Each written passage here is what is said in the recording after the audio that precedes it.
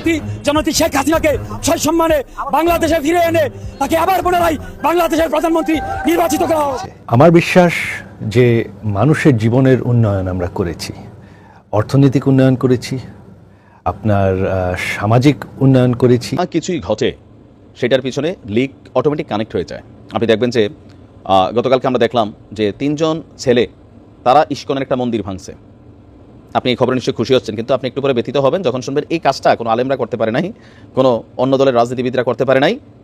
দর্শক মন্ডলী আসসালামু আলাইকুম ওয়া রাহমাতুল্লাহ। আশা করি সবাই ভালো এবং সুস্থ আছেন। স্বাগত জানাচ্ছি আমাদের আরেকটা নতুন ভিডিওতে। সুপ্রিয় দর্শক মন্ডলী, ভিডিওতে আমরা টাইটেল ও ভিডিওর কিছু অংশ বিশেষ দেখে আপনারা ইতিমধ্যে বুঝতে পারছেন যে আজকের ভিডিওটি কতটা গুরুত্বপূর্ণ। সুপ্রিয় দর্শক মন্ডলী, ভিডিওর অংশ বিশেষগুলো দেখে আপনারা রীতিমতো অবাক হয়েছেন। সুপ্রিয় দর্শক, সেই অংশ বিশেষগুলোর বিস্তারিত আলোচনা দেখলে আপনারা আরো বেশি অবাক হতে বাধ্য হবেন। আসুন আমরা সেই সম্পূর্ণ বিস্তারিত আলোচনাটা দেখে আসি। সম্পূর্ণ বিস্তারিত আলোচনাটা দেখলে আপনারা বুঝতে পারবেন আজকের আলোচনার বিষয়বস্তু কি এবং আবার কোন দল ক্ষমতায় যাচ্ছে, বাংলাদেশে আবার রাজনীতির মোড়টি কোন দিকে ঘুরে যাচ্ছে, এই বিষয়টি আপনারা বুঝতে পারবেন। আসুন আমরা সেই বিস্তারিত। বর্তমানে বাংলাদেশে যে একটা ট্রেন্ড চলছে, মানে যা কিছুই ঘটে সেটার পিছনে লিক অটোমেটিক কানেক্ট হয়ে যায়। আপনি দেখবেন যে গতকালকে আমরা দেখলাম যে 3 জন ছেলে তারা ইস্কনের একটা মন্দির ভাঙছে। আপনি এই খবরে নিশ্চয়ই খুশি হচ্ছেন, কিন্তু আপনি একটু পরে ব্যথিত হবেন যখন শুনবেন এই কাজটা কোনো আলেমরা করতে পারে নাই, কোনো অন্য দলের রাজনীতিবিদরা করতে পারে নাই। ইস্কনের প্রতি জিদ্দে ছাত্রলীগের 3 নেতা ইস্কনের মন্দির ভাঙছে, এটা দাবি করা হয়েছে পুলিশের পক্ষ থেকে, এমনকি গ্রেপ্তারও করা হয়েছে যে এই নিষিদ্ধ সংগঠন ছাত্রলীগের 3 নেতা নাকি এই ঘটনাতে কানেক্টেড। তো এখন কেউ কেউ বলছেন যে এটা ছাত্রলীগের ফাঁসাই দেওয়া হয়েছে, ঘটনা করছে অন্য কেউ। আবার কেউ কেউ বলছেন ছাত্রলীগ নিজেরা আসলে ইস্কনের মন্দির ভেঙে দেশে আরেকটা ভেজাল লাগাইতে চাইছে। তো এখানে যার যার মন্তব্য বক্তব্য আছে, কিন্তু ঘুরে ফিরে আপনি যাই ঘটবে বাংলাদেশে এই মুহূর্তে, ছাত্রলীগ, আওয়ামী লীগ, যুবলীগ, নানান লীগের আমরা মানে বক্তব্য গণমাধ্যমে বা সমন্বয়কদের মুখ থেকেও কিন্তু শুনছি। তো এই যখন পরিস্থিতি, গোপালগঞ্জ থেকে নতুন আরেক যাত্রা শুরু হয়েছে। কেউ কেউ বলছেন এটা আওয়ামী লীগেরই নতুনভাবে আত্মপ্রকাশ, কারণ যে দলটার নাম দেওয়া হয়েছে এই নামটা ভারতের যেই ক্ষমতাসীন সরকার মোদির বিজেপি, সেইটার একদম সেম টু সেম 95%, শুধু আকারের জায়গায় মানে একারের জায়গায় রস্বীকার যোগ হয়েছে। দর্শক, বাংলাদেশ গণতান্ত্রিক পার্টি মানে বাংলাদেশ গণতান্ত্রিক পার্টির শর্ট নাম দেওয়া হয়েছে বিজিপি। এই নামের একটা নতুন রাজনৈতিক দল আত্মপ্রকাশ করেছে গোপালগঞ্জ থেকে। এখন গোপালগঞ্জ থেকে একটা মাসি ফুটলেও এটা মাসি লীগ হয়ে যাবে। তো সেখানে যখন একটা রাজনৈতিক দলের আত্মপ্রকাশ ঘটছে, এটার ব্যাপারে কমেন্টে অনেকে লিখছেন যে এটা আওয়ামী লীগেরই নতুন আরেকটা টিম, এবং গোপালগঞ্জ থেকে নতুনভাবে আরেকটা টেকনিক্যাল ওয়েতে যাত্রা শুরু করেছেন আওয়ামী লীগের মানে নির্দেশে। যাই হোক, বাট বিষয়টা ওইখানে না। আমরা দেখছি টোটাল নিউজটাতে এরকমই আসছে যে গণতন্ত্র, ন্যায় বিচার, উন্নয়ন এবং শান্তি স্লোগানকে সামনে রেখে গতকালকে দুপুর 12টায় গোপালগঞ্জের চাপাইলের মধুমতি পার্কের সম্মেলন কক্ষে সংবাদ সম্মেলন করে নতুন সংগঠনের আত্মপ্রকাশের বিষয়টি অবহিত করেছেন দলীয় নেতৃবৃন্দ। সংবাদ সম্মেলনে লিখিত বক্তব্য পাঠ করেন সংগঠনটির আহ্বায়ক এবং জাতীয় সমাজতান্ত্রিক দলের গোপালগঞ্জ জেলার সাবেক সাধারণ সম্পাদক সাইফুর রশিদ চৌধুরী, মানে জাসদের ইনুপন্থী যে অংশটা, তো ইনুর তো আওয়ামী লীগের সাথে কানেক্ট ছিল, তো সেই কারণে অনেকে বলছেন এটা বি টিম বা। তো তিনি বলছেন এ সময় চলমান গণতান্ত্রিক আন্দোলনকে বেগবান করার লক্ষ্যে 32 দফা প্রস্তাবনা পেশ করা হয়েছে। তো কি আছে এই প্রস্তাবনাগুলোতে? জনগণের প্রত্যক্ষ ভোটে রাষ্ট্রপতি নির্বাচন, সংসদ নির্বাচনে অংশগ্রহণকারী প্রার্থীকে স্ব দলের সংখ্যাগরিষ্ঠ সদস্যদের ভোটে নির্বাচিত হওয়ার পর দলীয় মনোনয়ন দিতে হবে, ব্লু ইকোনমি থেকে জাতীয় আয় বৃদ্ধি, চাকুরি নিয়োগ বিধি স্বচ্ছ নিরপেক্ষ করা, শিক্ষা ব্যবস্থা যুগোপযোগী করা এবং আধুনিকরণ করা। দলটির নেতারা বলছেন বাংলাদেশে অনেক রাজনৈতিক দল আছে, যে দলই রাষ্ট্রীয় ক্ষমতায় এসেছে কোনো দলই গণতন্ত্রের সঠিক চর্চা করেনি, ক্ষমতাকে আঁকড়ে রাখার জন্য ভোটের প্রহসন তারা চালিয়েছে। তো বলছে আমরা লক্ষ্য করছি রাজনীতির নামে পরিবারতন্ত্র কায়েম হয়েছে, ফলে স্বাধীনতার এত বছর পরেও গণতন্ত্র প্রাতিষ্ঠানিক রূপ আপনার পায়নি। আমাদের উদ্দেশ্য প্রকৃত গণতন্ত্র চর্চার মাধ্যমে জনগণের অধিকার ফিরে আনা। এতটুকু অংশ নিশ্চয়ই পড়ে আপনারা বুঝে গেছেন যেটা আওয়ামী লীগের কোনো কাজ না।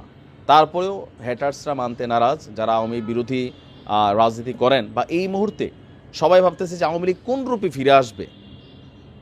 যাই ঘটছে, যে কোনো দল যখন সামনে আসছে বা যে কোনো অ্যাক্টিভিটিস রাজপথে হচ্ছে, সব কিছুতেই সবার ধারণা যে আওয়ামী লীগ এই রূপটা দিয়ে নতুনভাবে ফিরে আসছে। আর যেহেতু এই দলটার একটা যে নেতা তিনি জাসদের ইনুঘেসি একজন নেতা, তো সেই জায়গা থেকে বলা হচ্ছে যে এটা আওয়ামী লীগের বি টিম। কিন্তু আমরা এখানে দেখছি এটা আওয়ামী লীগের বি টিম না, এটা আরেকটা দল। প্রাথমিকভাবে 10 জেলায় নতুন এই দলের কার্যক্রম শুরু হয়েছে বলে জানিয়েছেন দলটির যুগ্ম আহ্বায়ক মোহাম্মদ জুলিয়াস খান ঠাকুর, মোহাম্মদ শেখ ফরিদ আহমেদ এবং ইয়ার আলী, তারাও প্রোগ্রামে উপস্থিত ছিলেন। তো এখন এটা আসলে মানে কতটুকু কি হয় বা এটার অ্যাক্টিভিটিস, দেশে তো আর দলের অভাব নাই। এই যে 14 দলীয় জোট, 20 দলীয় জোট, আগে চিন্তা করতাম এত দল কই থেকে, এখন বোঝা গেছে কিভাবে দল তৈরি হয়। তবে যেহেতু এটা গোপালগঞ্জ থেকে উত্থান হয়েছে, সেই কারণে কেউ কেউ বলার চেষ্টা করছেন যে এই যে আওয়ামী লীগের নতুন গ্রুপ হচ্ছে বিজেপি লীগ। হ্যাঁ, এটা নতুনভাবে করা হয়েছে। এখানে আওয়ামী লীগের নেতাকর্মীরা বিভিন্ন সভা সেমিনার প্রোগ্রামে যাবে, তাদের রাজনৈতিক কর্মকাণ্ডে হাজির হবে। যারা একদম প্রকাশ্যে অথবা পদে ছিলেন তারা ছাড়া বাকিরা এখানে অ্যাক্টিভ হবে। বাট তারা বলছে দেখো আমরা তো পরিবারতন্ত্র বা আওয়ামী লীগ টাইপের এই রাজনীতির বিরুদ্ধে। তারপরেও মানুষের সন্দেহের মনে এখন অনেক কিছুই মনে হচ্ছে, হয়তো সময়ের সাথে বোঝা যাবে যে এই দলগুলো কতটুকু টিকে থাকে। ভালো থাকে, ভালো ছিল, কারণ এই সরকার আগের সরকার চেয়ে ভালো তো দূরের কথা, আগের সরকারের মতো ভালো আমাদের এই ইউনিট সরকার যদি পাকিস্তান আর চায় না বলে যে ভারতের বিরুদ্ধে যুদ্ধ করো, এই যুদ্ধ এই দেশে থাকে, যদি কোনো রকমে কোনো সময় যদি আবার এই দেশে আওয়ামী লীগ প্রতিষ্ঠিত হয়, যদি এরা মারাও যায় সমন্বয়করা, কবর থেকে লাশ উড়ায়া হইলো, একবার ভুল করছে মানুষ কি বারে বারে ভুল করবো? মানুষ সমন্বয়ক ডাকে আবার আইবো, এই ডাকায় মানুষকে এত দেশে যেই সাম্প্রদায়িক দাঙ্গা, মানে যে উগ্রতা, সিরিয়া ইরাকের যে যুদ্ধ, যে গৃহযুদ্ধ, সব কিছুর জন্য দায়ী এই 24 গণঅভ্যুত্থান। যদি আগে আমরা জানতাম যে 24 সালের পরে এরকম কিছু হইব, তাহলে আমরা জীবন অগডাকে সারা দিতাম না, ঠিক আছে? এখন আমরা বুঝছি যে আসলে আমরা কত বড় একটা ভুল করছি। আপনার উন্নয়নের ছোঁয়া লাগছে পুরা ঢাকাতে, বিশেষ করে আপনি মোল্লা কলেজে যান, দেখবেন উন্নয়নের ছোঁয়া লাগছে। আপনার ভার্সিটি ছাত্ররা এগুলো উন্নয়নের ছোঁয়া লাগছে। আপনার এরা রীতিমতো ফিজিক্যাল এক্সারসাইজ করে বর্তমানে মারামারি করে, খুন খারাপি করে। আগে আপনার ছাত্ররা শিক্ষকদেরকে দেখলে ভয় পাইতো, এখন শিক্ষকরা ছাত্রদেরকে দেখলে ভয় করে। এই হইলো আমাদের উন্নয়নের স্টাইল, এই হইলো আমাদের দেশের সংস্কার। আমরা মনে করি সাজানো এবং গোছানো একটা দেশ ছিল বাংলাদেশ। এই দেশটারে যারা ডেস্ট্রয়েড করছেন, ধ্বংস করে দিছে, যদি দেশের আগের জায়গায় না নিতে পারেন তাহলে কঠিন হিসাব দেওয়া লাগবে আমাদেরকে। ভাবছেন কি সব সমন্বয়ক, সব উপদেষ্টাদেরকে নিয়ে আটলান্টিকের ওই পারে পাড়ি জন্মাইবেন? এত সহজ না, হিসাব দেওয়া লাগবে আমাদেরকে। প্রয়োজনে বাংলাদেশের প্রত্যেকটা এই বর্ডারে সিসি ক্যামেরা লাগানো হবে, একটা সমন্বয়ক, একটা উপদেষ্টাও যেন না ফলাইতে পারে।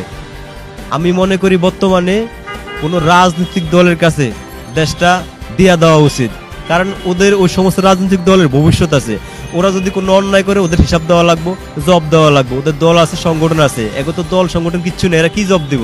এই জন্য যত তাড়াতাড়ি সম্ভব নির্বাচন দিয়ে এই জায়গার থেকে যাওয়াটাই সবচেয়ে ভালো। আপনি বর্তমানে ওরা করে কি জানেন? আইপিএল প্লেয়ারের মতো ওরা ওদের দাম বাড়ায়, ঠিক আছে, মানে সর্বোচ্চ দামে বেচা যাইতে চায়। আপনার বর্তমানে ওনাদের বাজার খুবই খারাপ। ওনারা এখন ডাকলে কোনো মানুষই ওনাদের ডাকে সাড়া দিব না। ওনারা যদি কোনো মিছিল করে মানুষ টাকা দিয়ে ভাড়া করে আনন্দ লাগবে, ঠিক আছে? এই সমন্বয়করা ভাড়া করে মানুষ আনন্দ লাগবে, এদের বাজার খুবই খারাপ। বর্তমানে আমাদের এই ইউনিট সরকার যদি পাকিস্তান আর চায় না বলে যে ভারতের বিরুদ্ধে যুদ্ধ করো, এই যুদ্ধে জড়িয়ে যাইব। সব মিলে কথা হয়েছে গিয়া এরা দেশের অভ্যন্তরীণ কোনো বিষয় বোঝে না, কিচ্ছু বোঝে না, ঠিক আছে?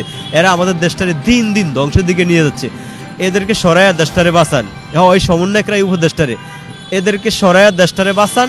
আমি বলি এই এদেরকে তাড়াতাড়ি, যত তাড়াতাড়ি সম্ভব এদেরকে সরান। এই সমন্বয়করা জনগণের লগে, সাধারণ মানুষের লগে যে একটা বাটফারি করছে, ঠান্ডা মাথায় যে একটা গৃহযুদ্ধ লাগিয়ে দিচ্ছে দেশ, যে একটা সাম্প্রদায়িক উস্কানি লাগিয়ে দিছে, যে একটা অকারেন্স শুরু করছে, এই বাংলাদেশে লিবিয়া, সিরাক আর ইরানের মতো যুদ্ধ লাগিয়ে দিছে। এদের কোনোদিনও নিস্তার হইব না, ঠিক আছে? এই সমন্বয়করা দেশটার গন্ডগোল করিয়া, দেশটার ধ্বংস করিয়া পালাইয়া যাইবা এত সহজ? আমরা সাধারণ মানুষ পুরা বাংলাদেশের পুরা বর্ডারে প্রয়োজনে সিসি ক্যামেরা লাগাবো। একটা সমন্বয়ক, একটা উপদেষ্টাও যেমন ফলাইতে না পারে, ঠিক আছে? আমরা ওই ব্যবস্থা করুন। আমাদের একটা সাজানো গোছানো একটা দেশে ধ্বংস করিয়া এরা যাইব এত সহজ? যাইতাম দেব না এদেরকে। ঠিক আছে, এই বেইমানির সাজা দিতেই হবে। ওরা যদি এই দেশে থাকে, যদি কোনো রকমে কোনো সময় যদি আবার এই দেশে আওয়ামী লীগ প্রতিষ্ঠিত হয়, যদি এরা মারাও যায় সমন্বয়করা, কবর থেকে লাশ উড়ায়া হইলেও ফাঁসি দেবে এদেরকে। স্বাধীনতা অর্জন করা কিন্তু সহজ, কিন্তু স্বাধীনতা রক্ষা করা সবচেয়ে বড় কঠিন। আপনারা স্বাধীন করছেন কিন্তু রক্ষা করতে পারছেন? আর রক্ষা করা সম্ভব এগো দ্বারা? আপনার দেশে যারা বিশিষ্টজন, যারা গুণী, যারা সুশীল সমাজ, যারা রাষ্ট্র বিষয়ে বোঝে, রাষ্ট্র বিষয়ে এক্সপার্ট, ওরা দেশ চালাইব। আপনি এই যে বাচ্চা, দুই চারটা বাচ্চা ছেলে এদের বড় করে দেশ চালাইবেন, এটা কি মোটো যুক্তিসঙ্গত? এরা দেশের কিছু অভ্যন্তরীণ কিছু বোঝে? আপনি মনে কইলি ইন্ডিয়া বয়কট করে আবার ইন্ডিয়াতে ডি মানে, এরা মূলত দেশের কিচ্ছু বোঝে না ভাই। এখন দ্বারা দেশ চলবে না। আপনার যত দিন সামনে যায় তত বাংলাদেশের বিপদ, যত দিন সামনে যায় তত বাংলাদেশের আপনার এই সমস্যা সংকট বাড়তেই থাকবে। দেশের এই অস্থিতির পরিবেশ বা যাই বলেন আপনি, সব কিছুর জন্য দায়ী মূলত সমন্বয়করা। আপনার বর্তমান পৃথিবী হচ্ছে স্বার্থের পৃথিবী, সবাই তার ক্ষমতা চায়। এই যে সমন্বয়করা হাজারো মানুষের উপরে দিয়া, অনেক রক্তের উপরে দিয়া ক্ষমতায় বসছে, কেউ চোখ নাই, কেউ হাত পাও নাই, ওদের খবর তো নেয় না। আপনার অনেক সমন্বয়ক আছে এগুলোর বিরুদ্ধে অভিযোগ করে। মানুষ তো একবার ভুল করছে, মানুষ কি বারে বারে ভুল করবো? মানুষ সমন্বয়ক ডাকে আবার আইবো, এই ডাকায় মানুষ কি এত পাগল? মানুষ কি, আপনি কি ভাবছেন এই দেশে মানুষ, এই দেশে মানুষ কি পাগল যে সমন্বয়ক ডাক দিলে এই দেশে মানুষ চলে আইবো? সব মিলে কথা হয়েছে গিয়া, আমরা যারা এই থার্ড ক্লাসের মানুষ, মানে আম্মু কাছে। প্রিয় দর্শক, সাধারণ জনগণের মন্তব্যটি আপনাদের কাছে কেমন লেগেছে জানাবেন কমেন্ট বক্সে। সুপ্রিয় দর্শক মণ্ডলী, এতক্ষণ পর্যন্ত ধৈর্য ধরে সম্পূর্ণ ভিডিওটি দেখেছেন, তো আপনাদের অসংখ্য অসংখ্য ধন্যবাদ। সুপ্রিয় দর্শক মণ্ডলী, আমাদের চ্যানেল নতুন হয়ে থাকলে চ্যানেলটি সাবস্ক্রাইব করে, লাইক করে, শেয়ার করে সাথে থাকুন এরকম নতুন নতুন ভিডিও পেতে। সুপ্রিয় দর্শক, ভালো থাকুন, সুস্থ থাকুন, দেখা হচ্ছে পরবর্তী ভিডিওতে। আসসালাম।